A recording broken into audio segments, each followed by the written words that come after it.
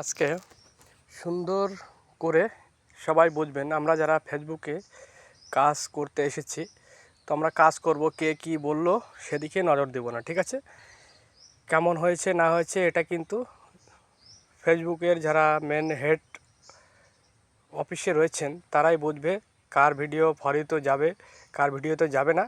আমি আপনি বললে হবে না, তার কাছেই সব।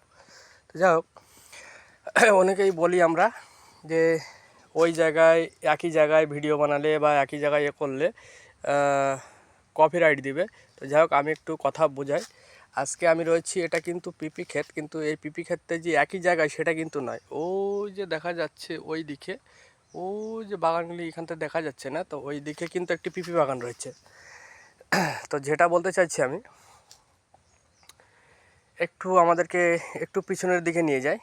আমরা আগে সিনেমা দেখতে যেতাম, সিনেমা দেখতে যেতাম। তো হলটা কিন্তু প্রতিদিন একই জায়গায় একইভাবেই একই টাইমে একটা বই হতো, যে আমরা সিনেমার পাগল ছিলাম তো সিনেমা দেখতে যেতাম। তো একটা টাইম বাঁধা ছিল, সেটা হলো কি, আড়াইটা থেকে 3টা পর্যন্ত চলবে কাটিং শো, অর্থাৎ একটু গান বাজনা। আর 3টা থেকে চলবে একটা 2.5 ঘন্টার ভিডিও, মানে সিনেমা।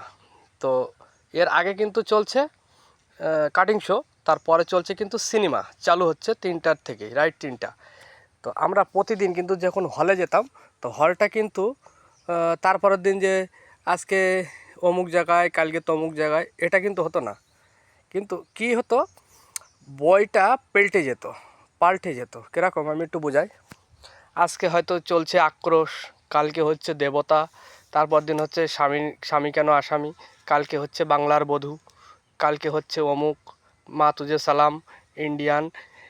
বইটা কিন্তু পাল্টে যাচ্ছে। তো আমরা যেভাবে ভিডিও করি, আমরা কিন্তু ভয়েসটা পাল্টিয়ে দিচ্ছি, অর্থাৎ আমাদের নিজের ভয়েসটাকে অন্যরকম করে দিচ্ছি। যাই হোক, অন্যর কথায় কান মন না দিয়ে আমরা যারা ফেসবুকে কাজ করি নিজেদের মতো নিজেরাই চলতে থাকবো, আর সবাইকে নিয়ে চলার চেষ্টা করবো, এটুকুই বলার ছিল।